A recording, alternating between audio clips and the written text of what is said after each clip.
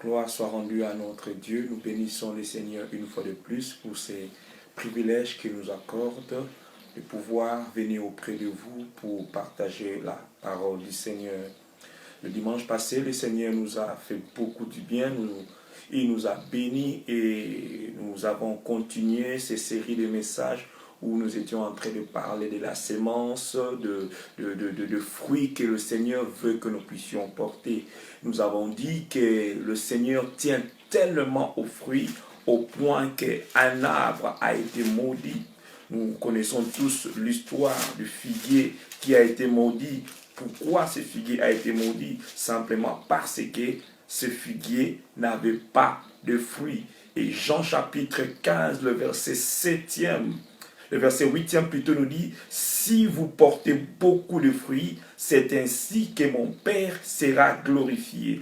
Donc cela est une preuve. Cela nous montre et nous pousse à croire véritablement que Dieu veut que moi je puisse porter du fruit. Ce n'est pas suffisant d'aller à l'église, ce n'est pas suffisant de prêcher la parole, de chanter, mais ce que Dieu veut par-dessus tout, c'est de voir du fruit en moi et en toi. Voilà pourquoi le figuier a été maudit, parce qu'il ne portait pas de fruits. Et nous avons continué ces séries de messages. Et dimanche, nous avons été richement bénis. Et alors, richement bénis. Le Seigneur nous a conduits dans le passage du parabole du semeur, où nous avons appris beaucoup de vérités. Mais avant d'aller plus loin, j'aimerais prier pour nous tous. Père éternel, je te bénis pour cette opportunité que tu nous accordes. Je te prie, Seigneur, parle-nous, transforme-nous, afin que nous puissions porter des fruits dignes de repentance, Seigneur.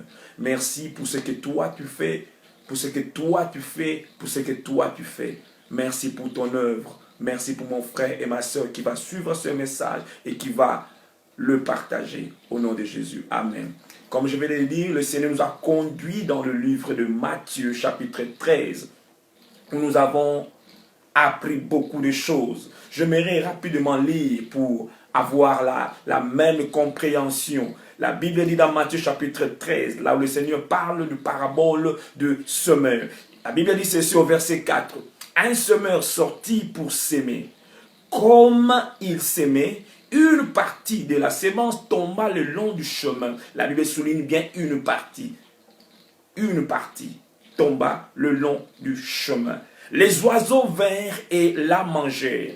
Une autre partie tomba dans les endroits pierreux, où elle n'avait pas beaucoup de terre. Elle s'éleva aussitôt, mais parce qu'elle ne trouva pas un sol profond.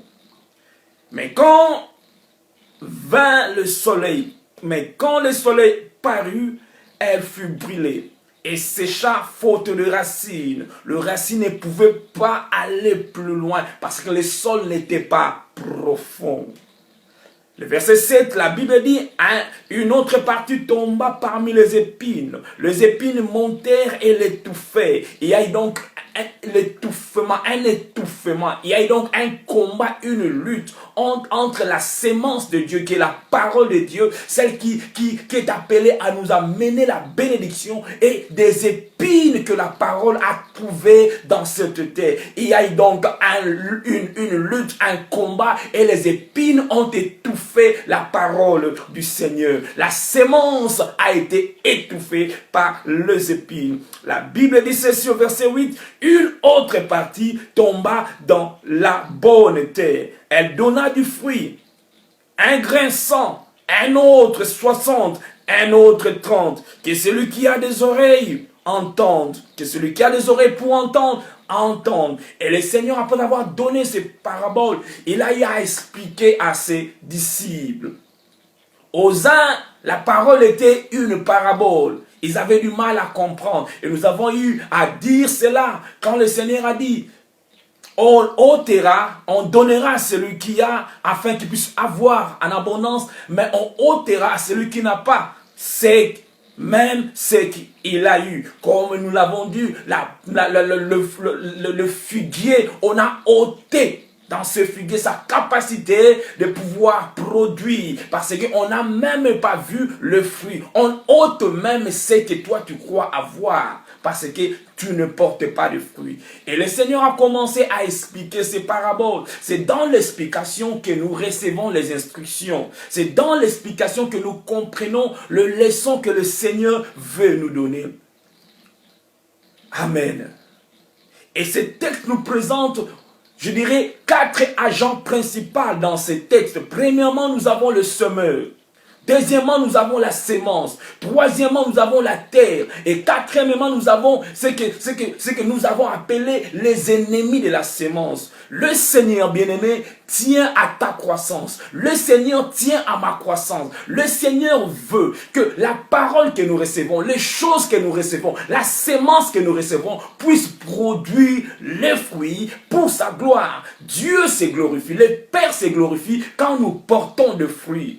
Mais voilà que cette sémence ne porte pas toujours le fruit dans la vie de tout le monde. La Bible dit dans Hébreux chapitre 4, Hébreux chapitre 4, le verset 2e, la Bible dit cette même parole, car cette bonne nouvelle nous a été annoncée aussi bien qu'à eux. Mais la parole qui leur fut annoncée ne leur servit de rien parce qu'elle ne trouva pas de la foi chez ceux qui l'entendirent. Mais pour nous qui avons cru, nous qui avons cette bonne terre, nous entrons dans le repos. La même parole. Ces deux groupes ont reçu la même opportunité. Ils ont reçu la même sémence. Toutes ces 4 catégories de terre. Parce que dans ce texte aussi, nous voyons 4 catégories de terre. 4 dispositions, 4 manières de recevoir la parole, 4 manières d'acquérir les choses de Dieu. Toutes les 4 terres avaient la même opportunité. Comme au temps de la reine Esther, toutes les jeunes filles qui ont été recrutées avaient la même opportunité. Mais en étudiant la Bible, vous verrez qu'une seule personne, la reine Esther, a pu gagner le cœur du roi. Bien-aimé, j'aimerais nous dire, tu peux voir la face du roi, comme était le cas de toutes ces jeunes filles, mais ne pas gagner le cœur du roi. Les jeunes filles ont vu la face, mais une seule personne a gagné le cœur du roi, c'était la reine Esther. Et quand on gagne le cœur du roi, la vie change, ton statut change. Toute ta vie, tes circonstances changent parce que tu as gagné le cœur du roi. Et les jeunes filles devaient se préparer. Et nous avons vu la préparation pour la promotion. La promotion, c'est pour cela qui se prépare. L'opportunité plus préparation est égale élévation, égale succès, égale promotion. Mais quand on ne se prépare pas, l'opportunité viendra et on va passer à côté.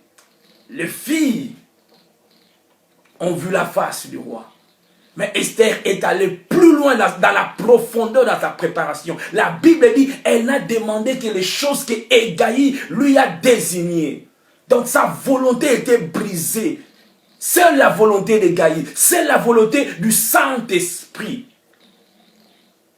Tout m'est permis, mais tout n'est pas utile. Tout m'est permis, mais tout n'édifie pas. Telle était la pensée d'Esther. Je ne ferai pas ma volonté. Je ne vais pas m'habiller comme je veux. Je ne vais pas parler comme je veux. Je ne ferai que les choses que Hégaï me demande de faire. Parce que Hégaï connaît le roi. La Bible dit qui connaît les choses de Dieu?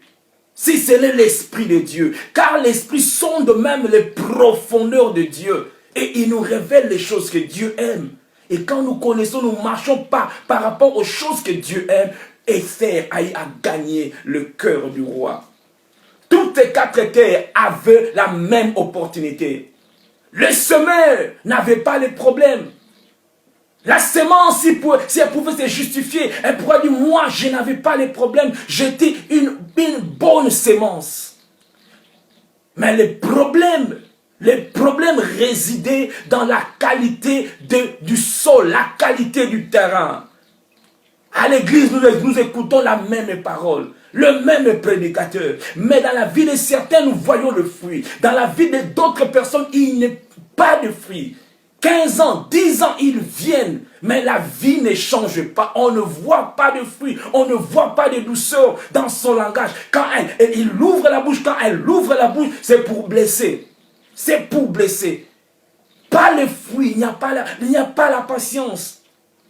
Pas aucun fruit. Mais le Seigneur veut que toi et moi, que nous puissions porter le fruit. La Bible dit, la première sémence est tombée là où, le long du chemin.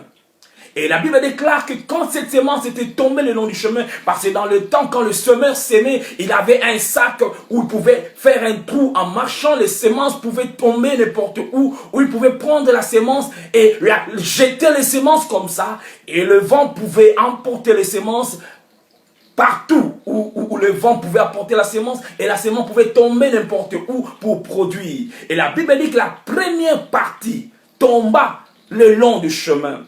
Et le Seigneur expliqua, il dit, cette partie, elle ne pénètre même pas la terre. Cette sémence ne pénètre pas dans la terre. Elle reste sous la surface. Elle est exposée. Voilà pourquoi la Bible dit, les oiseaux viennent et ils mangent cela. Et Luc explique que les piétons piétinent cette sémence. Cette sémence ne fait absolument rien. Et le Seigneur dit, c'est ceux-là qui entendent la parole. Ils entendent la parole du royaume. La Bible explique bien la parole du royaume. Le verset 19 du chapitre 13. Lorsqu'un homme écoute la parole du royaume et ne la comprend pas. Donc la première chose, c'est de comprendre la parole de Dieu. Combien d'entre nous, après un culte, 2 heures, 3 heures après un culte, on pose la question, comment était le culte? Oh, le culte était, oh, je dis au bini, la seule chose que la personne a retenue, ce sont les danses. On a parlé, qu'est-ce qu'on a dit? Il ne sait pas. Qu'est-ce que le Seigneur t'a dit? Quel message que Dieu t'a dit? C'est ce qui est important. Ce n'est pas le fait de danser, ce n'est pas le fait de crier, mais ce qui est important, le pain. Qu'est-ce que toi tu as reçu? Quel réma que toi tu as reçu?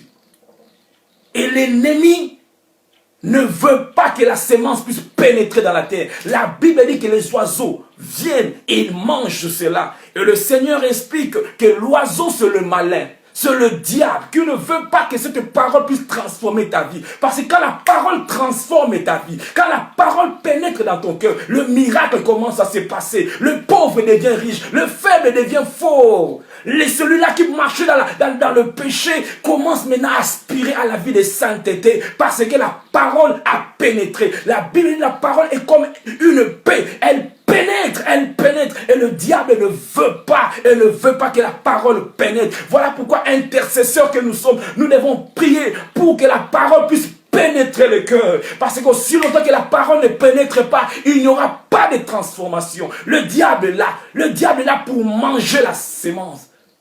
La première partie, il n'y a pas de transformation. Ce sont ceux-là qui viennent à l'église, pas de transformation. Parce que l'oiseau vient, il mange la sémence. Et le Seigneur va à la deuxième partie, il dit, et une autre partie tomba dans les endroits pierreux. Et nous avons dit cet endroit pierreux, ce n'est pas que la terre, on voit de pierres. Non, les pierres sont plus dans le sous-sol. Donc, la première surface, tu vois, la terre est bonne. Elle apparaît bonne. Mais à l'intérieur, il y a des rocs qui empêchent le racine puisse aller. Ce sont ceux-là. La parole pénètre. La parole ne reste pas dans la surface. La parole pénètre. Et il y a un semblant de transformation. Quelque chose commence à se passer dans la vie de cet homme. Mais la Bible dit, la sémence n'a pas trouvé un sol profond. Et nous avons insisté sur ce point-là. Prions le Seigneur pour nous qui sommes parents, afin que nos enfants, les enfants qui viennent au monde dans nos foyers, qui puissent trouver un sol profond. Parce que si cette sémence pouvait se justifier, elle pouvait dire, je n'ai pas pu produire, je n'ai pas pu porter de fruits, parce que je n'ai pas trouvé un sol profond. Je n'ai pas trouvé une famille là où l'amour règne. Le Seigneur veut que ces enfants qui naissent dans nos foyers, qui puissent trouver un sol profond, qui puisse trouver un amour profond entre papa et maman. Aujourd'hui, que des foyers divorcés, Et la semence ne peut pas aller loin. Le racine ne peut pas pénétrer parce que il y avait des pierres qui empêchaient la semence. La semence avait le potentiel.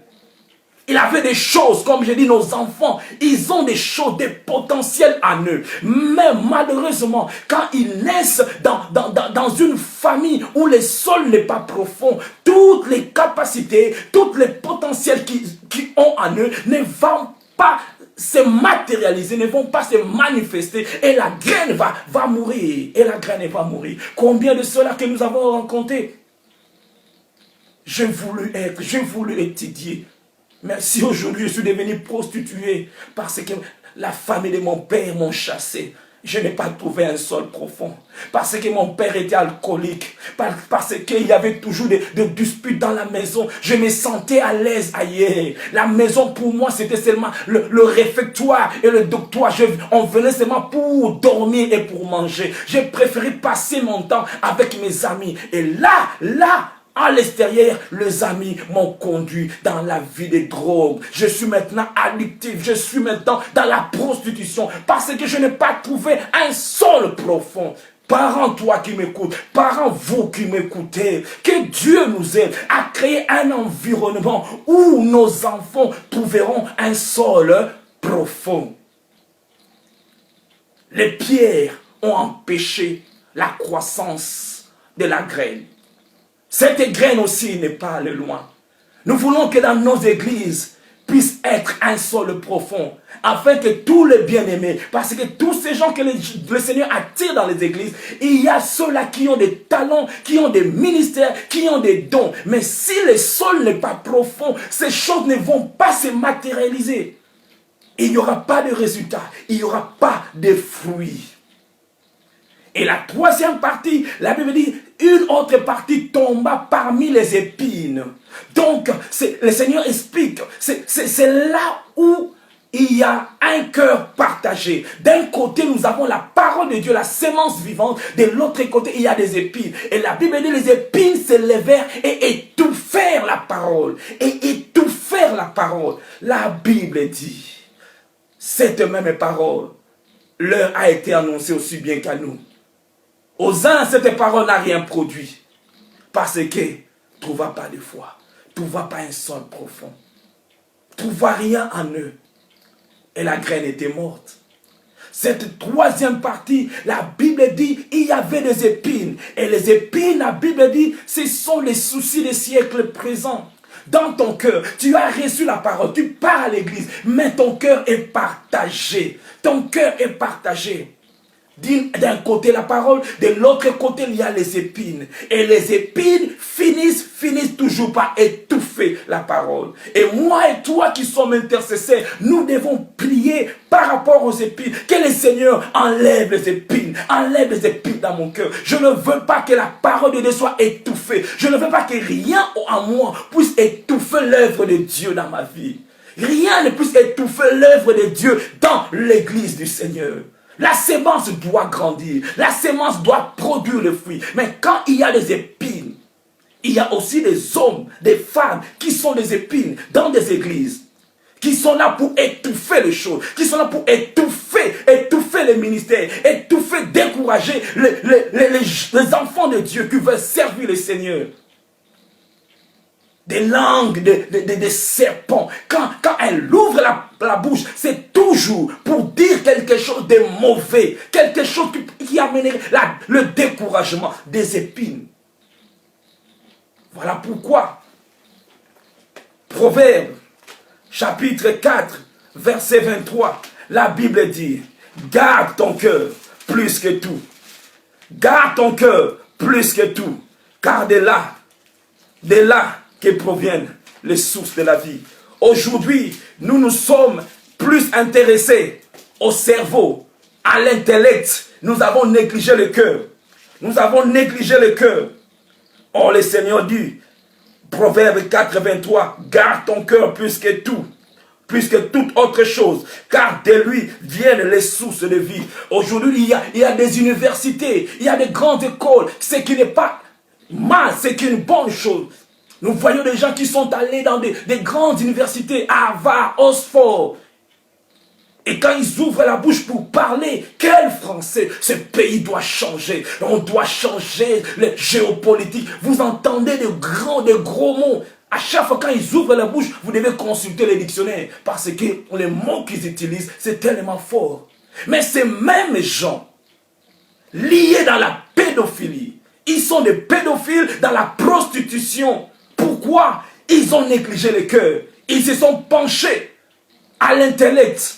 Des grands hommes, des députés, des MP, des grandes personnalités. Parce qu'ils ont négligé le cœur. Ils ont négligé le cœur. Intelligent, mais insensé. Intelligent, mais dans la bassesse. 50 ans, mais tu cours après une fille de 15 ans, de 13 ans. La Bible dit, garde ton cœur. Parce que l'homme ne s'est pas intéressé au cœur. Et le message du royaume, c'est un message qui vise le cœur pour que nos cœurs soient transformés sans pour autant négliger notre intellect. Amen. Car nous devons avoir l'équilibre. Nous devons avoir l'équilibre. Et cette parabole du royaume, c'est par rapport au cœur, par rapport à la manière, par rapport à la façon où notre cœur est. Dieu veut que nos cœurs soient bien pour que la parole puisse produire. Je viens à l'église, je pars à l'église, j'œuvre à l'église. Mais quel est l'état de mon cœur? Y a-t-il des épines? Est-ce que mon cœur est un endroit, un cœur où il y a des pierres pierreux? Est-ce que mon cœur est semblable au long du chemin où la parole ne pénètre même pas? J'écoute comme je n'écoute pas. Je juge même la sémence. Je juge même le semeur. Il ne parle pas bien français, il y a trop de fautes. Mais le problème, ce n'est pas le semeur. Le problème, ce n'est pas la sémence. Le problème par rapport à ce texte, c'est l'état de ton cœur, l'état de mon cœur qui détermine le futur de la sémence. Dieu veut que nous puissions produire des fruits. Puissions produire des fruits. Celui qui reçoit la sémence dans les endroits pierreux, c'est celui qui entend la parole. Il la reçoit aussitôt avec joie, mais il n'a pas de racines en lui. Il n'a pas de racines en lui-même. Il manque de persistance. Et dès que suivant une tribulation, une persécution à cause de la parole, il trouve une occasion de chute. Cette personne, elle marche plutôt pendant un certain temps. Mais quand les épreuves, les tentations, quand le combat arrive, il n'arrive pas à persister. Voilà pourquoi, bien-aimés, nous avons besoin des affermissements ici parmi nous. Le chrétien de l'Europe, nous avons besoin d'être affermis. Et c'est point l'Église néglige les affermissements. Toi qui m'écoutes, vous qui m'écoutez, prenons soin d'être affermis, que Christ soit enraciné en nous, que Christ soit formé en nous. Aujourd'hui, les hommes et les femmes n'aiment pas les enseignements. Les gens aiment quand on dit prospérité, tout le monde est dans la joie. Quand il faut prier par rapport à chasser les démons, là, les voix s'élèvent. Mais quand il faut prier par rapport à notre cœur, personne élève la voix. David a dit, sonde mon cœur, sonde-moi. Sonde-moi, sonde-moi. Et par ces quelques mots, j'aimerais que le Seigneur nous aide, que le Seigneur m'aide. Oui, moi qui parle, car ce message n'est pas seulement pour vous, mais elle est aussi pour moi. Nos voitures, nous amenons nos voitures pour le service des motis, pour vérifier l'état de notre voiture. Mais cet après-midi, Dieu veut que ton cœur puisse aller à l'émotif. Que Dieu regarde nos motivations, car Dieu nous juge, non pas par rapport à nos actions premièrement, mais au-delà de nos actions, Dieu voit nos motivations. Motivation. La chose qui te motive à pousser cette action, c'est là où le Seigneur regarde. Tu peux acheter des choses, faire des choses, mais Dieu regarde la motivation. Quel est l'état de ton cœur? Quel est l'état de mon cœur? Celui qui reçoit la sémence parmi les épines et celui qui entend la parole, mais en qui les soucis des siècles et la séduction des richesses étouffent la parole.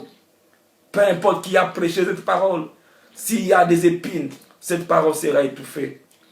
Tu reçois, mais un combat dans le cœur est partagé. Et une telle personne ne pourra pas grandir dans le Seigneur. Les choses que Dieu a mis, les choses que Dieu veut faire en toi, le Seigneur ne va pas l'accomplir parce qu'il y a des épines. Que le Seigneur nous aide, que le Seigneur t'aide, que le Seigneur m'aide. Donc c'est par ces petits résumés que nous venons bénir vous qui n'étaient pas avec nous. Le Seigneur nous a bénis par ces paroles. Et nous avons voulu que vous aussi puissiez bénéficier de cette même parole que le Seigneur nous donne et que les fruits puissent être produits dans ma vie aussi bien que dans votre vie. Que le Seigneur vous bénisse. Je suis le frère Doudou Matadi de l'église Kingdom of God Assemblée et vous verrez nos détails. Et si vous avez été bénis, partagez nos vidéos et le Seigneur ne manquera pas à vous bénir. Que le Seigneur vous bénisse. Portons de fruits dignes de la repentance. Que Dieu vous bénisse. Bye bye.